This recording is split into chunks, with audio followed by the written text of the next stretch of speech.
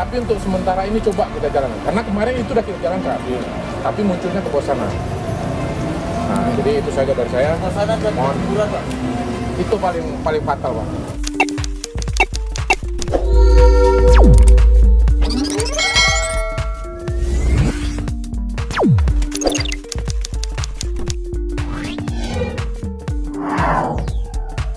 Assalamualaikum warahmatullahi wabarakatuh, sahabat ojol seluruh Nusantara dimanapun berada.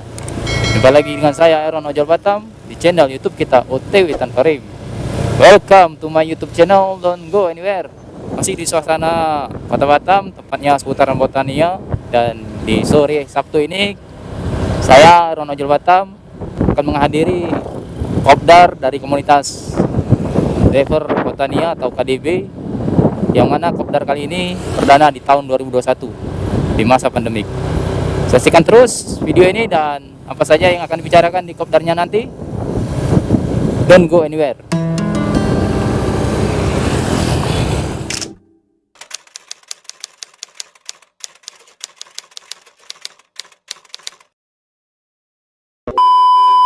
akan memulai lagi beraktivitas. Komunitas kita lagi bisa dudukan solidaritasnya kuat. Nah, kita berkumpul lagi bersama. Kalau ada masalah-masalah kita bukan bersama. Lagi pun nanti dari Pak Tony dia kan sudah menyerahkan sama si Kamal tuh. Nanti laporan-laporan dia yang belakang ini nanti dia akan bacain. Kita bisa berhak meminjam. Oh, Tapi dengan syarat 3 orang aja. Tapi 3 orang ini kalau udah kelar bayaran baru bisa antri lagi ya bagi 3 orang. Tapi yang minimal 500 maksimal ya. Itu pun untuk keperluan publik. Contohnya motor rusak, handphone rusak. Biar handphonenya rusak kita tambah 500, kan ada peringatan tingkat untuk anggota kita. Nanti dibacakan sama mengalir sesi kita. Supaya kita biar timbul lagi lah semangat tahun 2018 kan kita semangat. Kita hidup ketua. macam hari ini agak kendor, kita maklum lah mungkin masa pandemi ya. Jangan kita sampai lemah. Alhamdulillah kita bisa berkumpul yang perdana ya pada tahun 2021. Saya ingin menyampaikan bahwa pendapatan saya berakhir kita hitung pada tahun 2020 Desember. Jadi saya ingin melaporkan masalah keuangan terakhir saya terima, kita hitungnya pada terakhir ya Ketua. Yang terakhir ya? Oke. Saya menyerahkan sepenuhnya kepada bendahara baru kita sudah tahu sebenarnya. Pertama kita ambil jadi akhir tahun, yaitu bulan Desember tahun 2020. Tutupnya tanggal 31 Desember 2020. Lalu terakhir saya pegang 2.817.000. Nah, sampai itu laporan saya telah terima kepada teman-teman. Itu saksi ya. Tolong diambil fotonya. Ya. Foto. Udah ganteng belum saya? Video. Ganteng banget nih.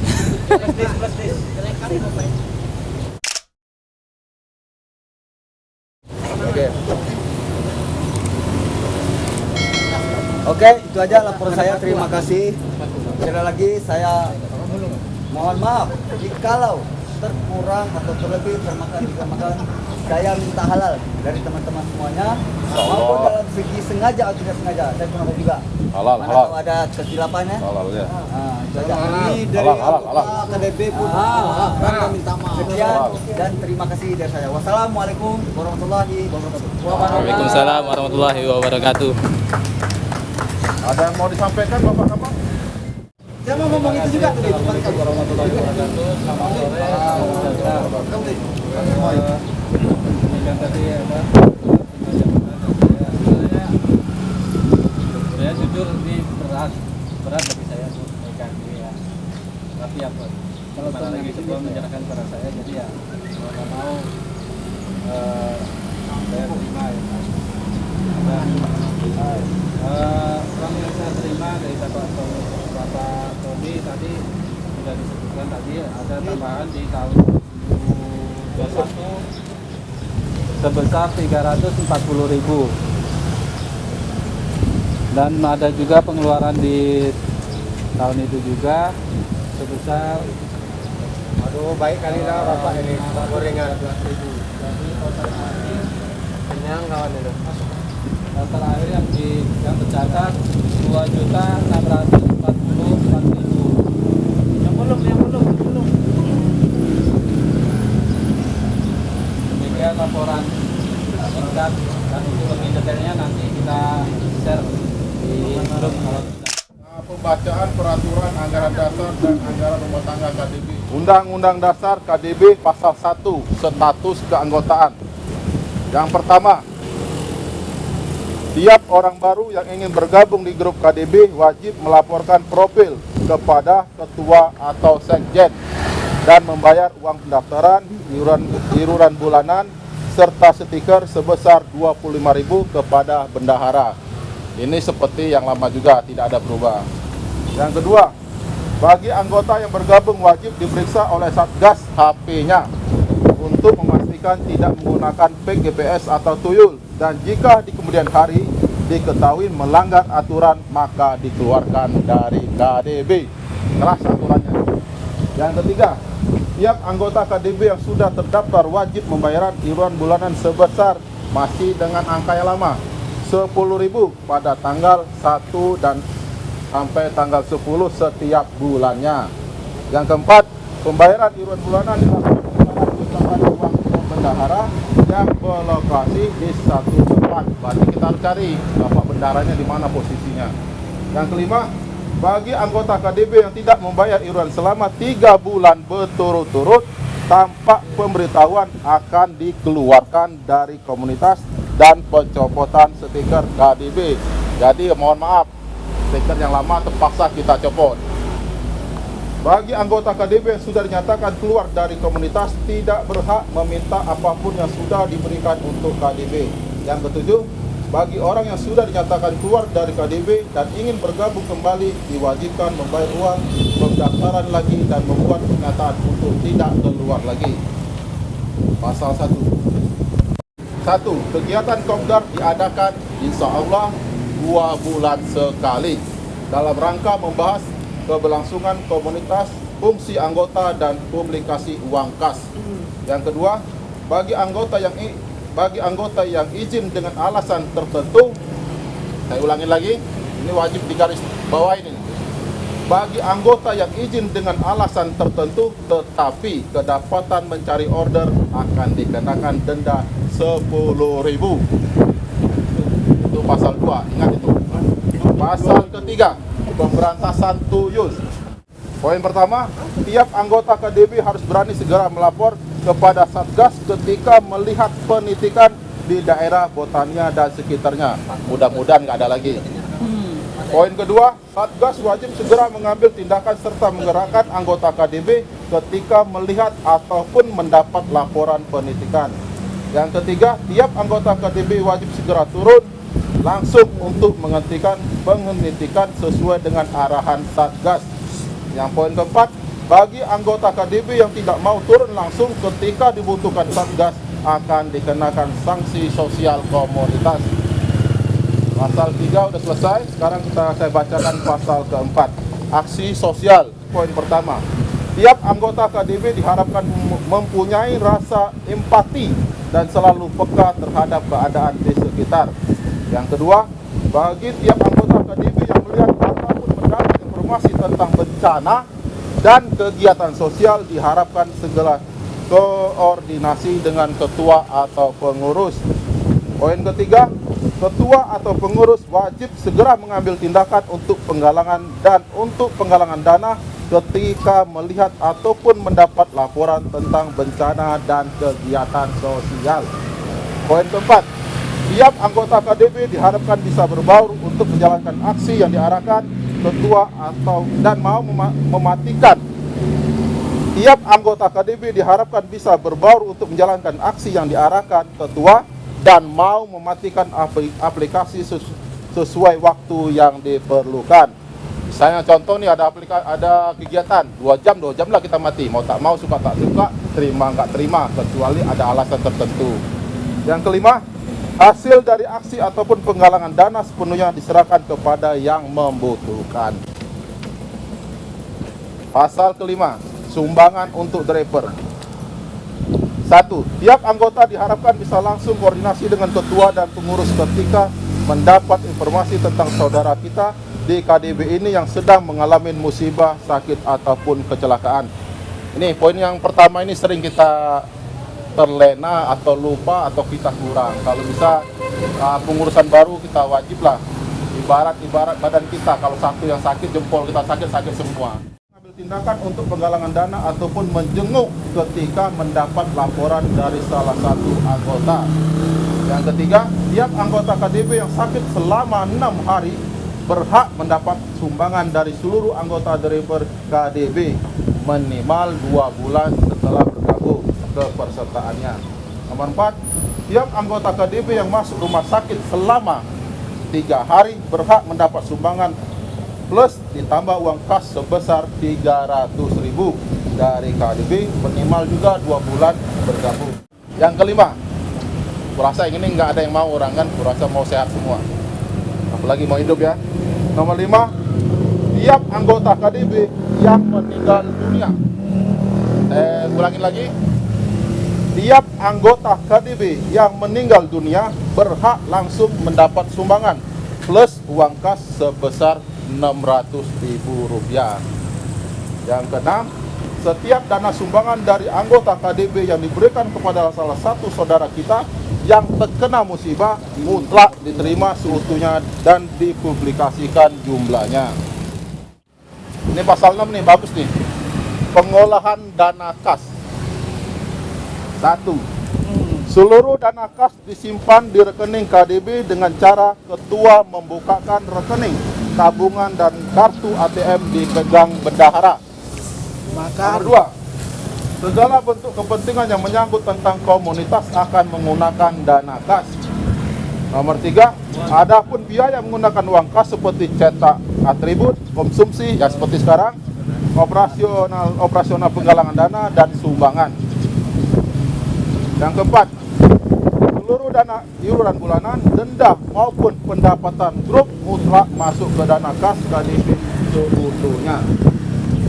Nomor 5, total dana kas akan dipublikasikan di setiap kopdar. Nomor 6, nomor 6 ya. Setiap anggota berhak meminjam uang kas untuk kepentingan on-bid. Setiap anggota berhak meminjam uang kas untuk kepentingan on-bid dan akan ditetapkan oleh ketua atau saya sendiri atau sekjen dengan SKB sebagai berikut.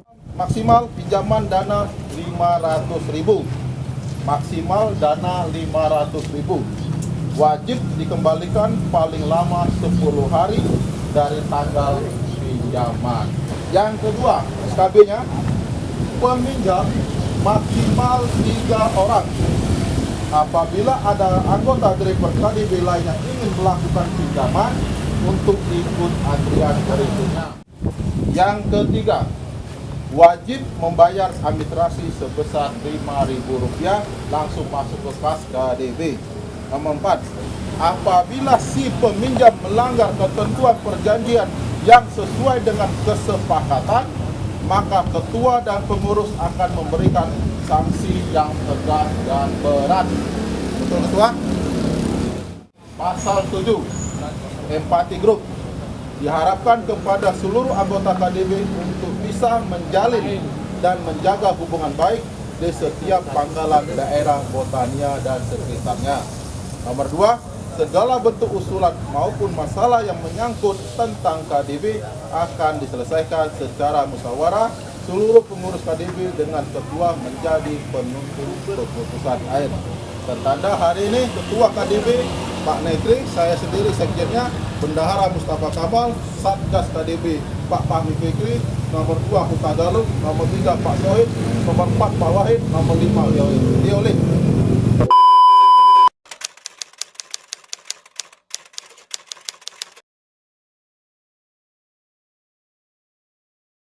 Katanya kalau yang melahirkan kita kasih sumbangan aja lah. Nah, itu Sukarela. Jadi kalau jangan keluar uang kas nggak usah lah. Jadi melahirkan dia yang mau ngasih biaya banyak. izin Bang. Jadi takutnya muncul kejenuhan lagi seperti yang sudah-sudah. Hari ini kita numpain keluarganya sakit sumbangan. 2 hari kemudian si A anaknya lahiran sumbangan. Kemudian nanti lupa ada orang tuanya lagi lahiran sumbangan. Yang kita khawatirkan kemarin itu munculnya kejenuhan anggota kok hari-hari sumbangan terus. Makanya kemarin maksud saya dirampingkan drivernya, mohon maaf, khusus driver saja. Artinya kalaupun ada anaknya, minta maaf sekali. Memang kita seharusnya, maksud saya ini pribadi ya, ini terserah nanti pendapat kawan-kawan lain boleh disampaikan juga. Mohon maaf, kita memang bukan macam nggak peduli, tapi memang mohon maaf, khusus driver saja yang harusnya kita sumbangkan. Kenapa? Mohon maaf untuk saat-saat ini, kita juga untuk cari cukupin diri kita sendiri juga masih susah. Dengan apalagi kena akun-akun yang punya. Nanti si A istrinya sakit, sumbangan. Si B istrinya melahirkan, sumbangan. Jadi bisa nanti 1 bulan ada 30 orang kali sumbangan, kategori 10.000 kan juga sudah besar. Jadi harapan saya khusus drivernya saja, karena kita nggak bisa melihat semuanya.